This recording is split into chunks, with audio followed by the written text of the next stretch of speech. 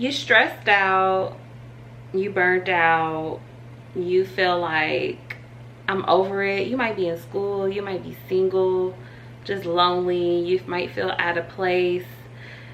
I'm gonna tell you what you need to do. You need to pour into yourself, okay? Stop worrying about everybody else. Even if you got kids, I have a child, and let me tell you, I gotta put me first. No, but seriously, it's really time for you to pour into yourself, because if you don't, you're gonna lose your mind. A lot of people focus on a lot of self-care when it comes to pouring into yourself, but I just want to name a few things that I am implementing into my world to cater to myself a little bit more.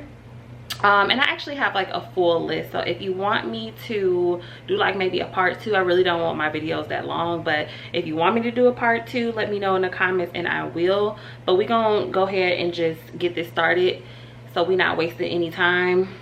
I do have to look at my notes. Of course, number 1 will always be to pour into God, okay? Pour into God first. And believe it or not, a lot of people don't even realize that they don't know how to pour into God. They think it's just, you know, with a quick prayer a day. And that might not just be the case. What you really need to do is sit still at any point of the day. Maybe the morning time isn't the best option for you. Maybe nighttime doesn't really work for you. Maybe you got an overnight job and, you know, it doesn't work. Find 5 minutes throughout the day to pray and thank God. The best way to pour into God and to receive God's blessings is by gratitude. It's by, I don't care what you're going through, I don't care what it is, show gratitude. He woke you up today, he's giving you another chance, he's giving you another shot. You show some gratitude. Start a gratitude journal. And what helps me is I have a gratitude journal, but let me show you. I need to be more prepared.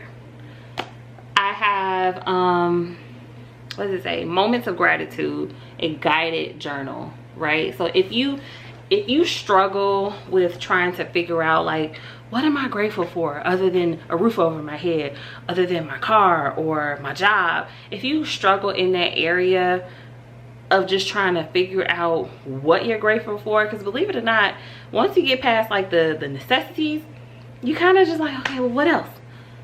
Get you a guided journal. Get you one. I think I got this from Target a while ago.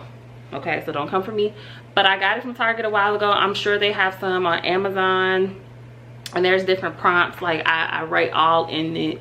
Like this prompt says, where do you feel most at peace and why? It gets you thinking, you know? It gets you thinking. So if you struggle in that area, get you a gratitude journal. Put God first. Spend 5 minutes journaling out what you're grateful for. And yes, connect with your faith. Okay? That's number 1. Moving on.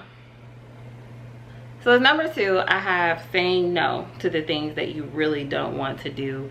And that really comes with building your boundaries. Now,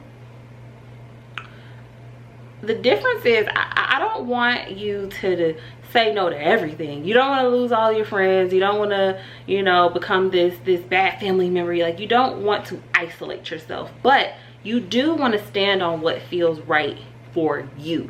And don't make excuses for it. It doesn't have to have a long, like, you don't have to over explain why you don't want to do something. If you feel more comfortable saying, hey, I can't today, I'm gonna have my daughter, do so. But you don't have to do that. You can really just say no thank you. No thank you is usually, you know, it's polite. So no thank you. If you don't feel like getting drinks, no thank you, not tonight. Simple as that. No explanation. You standing on business, okay? Stop being in relationships that you don't really want to be in. You in a situationship for 2 years thinking that this man is going to wake up and be with you one day. Honey, he playing in your face. Say no. No, actually no, I don't want you to come over. Actually no, just no. No, period, heart. That's it. You will be so surprised how much your life will change just by you saying no to the things that your spirit is telling you don't want to do. Listen to yourself. And that's why it's important to take those 5 minutes, because you're starting to really recognize and hear your own self. If you're somebody who's always unsure, or somebody who is, you know, indecisive, or just has empathy. I'm somebody who has big empathy. Enough empathy will have you walked all over, and you're not getting walked all over anymore. So, because you're gonna start saying no. Pour that time back into yourself. That is pouring into yourself, because you are blocking what doesn't feel right for you.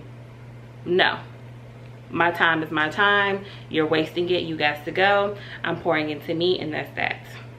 Simple enough, right?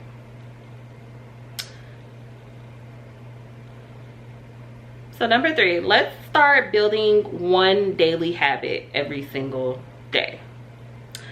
Specifically, that gets your blood flowing. Now, we can work out and everything, but one thing that I have been doing now that the weather is starting to get nice outside, I'm going on these daily walks. I might do a little jog in there, but the walk feels peaceful.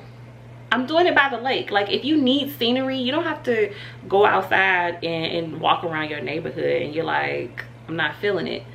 Go drive somewhere, go take the bus somewhere, take the train somewhere, to go to a different environment that you want to see yourself in every single day. I choose to go by the lake, like our downtown area, because that's where I want to be. That's where I see my future. I see myself waking up one day in my beautiful big condo overseeing the lake. Like, I'm taking these walks. I'm having my me time. I'm pouring into myself. I'm giving myself affirmations, right? So get your blood flowing. Another good one is meditation. Meditation is really good for the circulation, for the blood flow, okay? Deep breathing. Yoga and stretching. Get your body movement. Like, you want to fuel it by getting the blood flow moving through you. So that's what I mean by pour into yourself.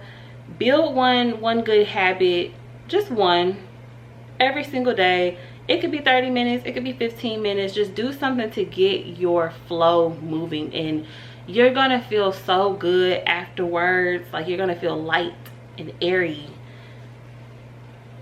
Let's do that.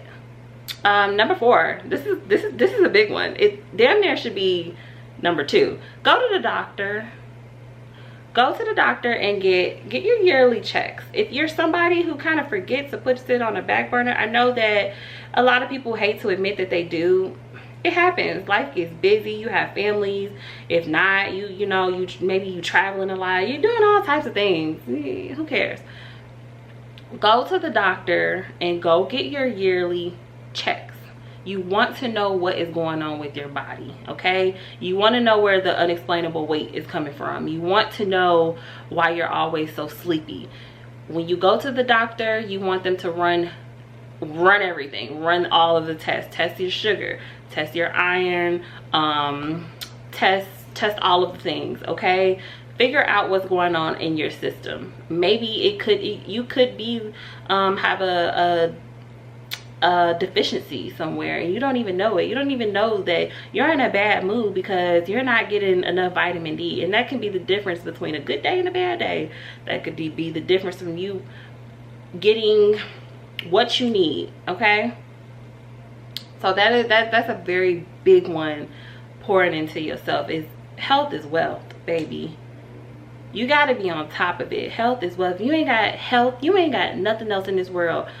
Wealth won't matter if you don't have good health. I believe me. The moment anybody gets really sick and they're calling on the Lord, please help, they not calling on the Lord to save their money. So if you don't know what's going on with your body, and if you haven't gotten those checkups, now is the time to do so. Okay? Now is the time to do so. Put you first. Put your health first. And see a nutritionist. See a nutritionist. Figure out what you're not getting enough of. Maybe it's protein, maybe it's vegetables. Go to the doctor, go to a nutritionist. I went to the doctor a few months ago. I got everything checked. Turns out I had an iron deficiency. I'm so sleepy. I have to take like a pill once a week just to get that, just to replenish that. And I have to take iron pill. So it's also very common in women, especially Black women. It's very common. So we got to be on top of that, because it can lead to more complications that's just not necessary. We got to be on top of this, especially you know. Ooh, number 5, keep your mind sharp. Okay, so what I got here is to read a small article each day. And specifically, I want it to be an article that tells you what's going on in the world, and or a finance article. So something that's going on with stocks, or going on with like just currency in general, or something that can help you build and learn finance. We as women, I know that we all want our ballers and our shot callers, okay? It's nothing better than taking care of yourself with no help, okay? I know I know that is the dream, that is the goal, but keep your mind sharp. Know where to move your money around. Know what stocks are good to buy. Know what a high yield savings account is. Understand the benefits. Understand your credit cards. Understand the interest. Read an article every single day that has something to do with finance to help elevate yourself in that area. And you won't be so, you'll see that you're not as stressed out about finances once you start to really understand it. And it is a way to manifest more abundantly in your life with finances. Now, I say to read an article about what's going on in the world. Everybody is on 10 right now. Anxiety is up. I stopped watching the news for years because everything was just so sad. It doesn't have to necessarily, you don't have to pick an article that's sad. But I remember my grandparents, my mom, they were sharp. They were sharp. They knew what was going on in the world. They knew what was going on in Africa, in Europe. They just knew these fun little facts. And I'm like, how do you know all of this? Oh, I listen to the radio. I listen to the news on the radio. Oh, I read the newspaper. Oh, I watch news. I don't watch the news no more. But they knew, they were aware. And to be aware is to be alive. Remember that. It just might save your life. Okay, and number 6. This is actually the last one. I didn't say how many I had. I have 6, so this is the last one. And this might be my favorite one, and I'm very excited for this one. And it is, I want you to buy or save up for something that you really would love someone else to gift you. Like, imagine like, oh, I really want somebody to gift me this.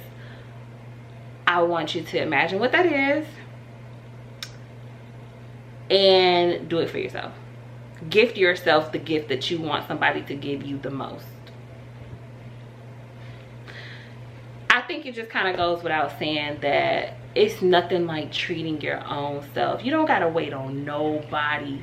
You don't have to wait on no man to get it for you. You don't have to wait on your parent. You don't have, like, you got your own income and your own way. You can make a way. Do it for yourself. I haven't bought myself a new wallet in a very long time, and for years I have been wanting like a luxury wallet.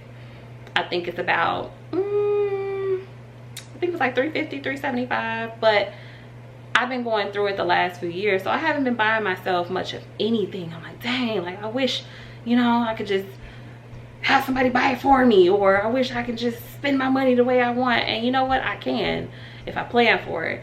So I'm saving a little out of each check towards my gift to myself, and I'm probably gonna do that as much as I can, like maybe monthly.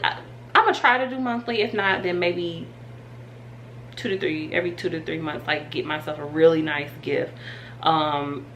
Because I work hard for it. And the main reason why I want you to do this is because, one, you can't take it with you. 2, life is to be lived. Okay. 3, I lost track of 3. Can't take it with you. Life is to be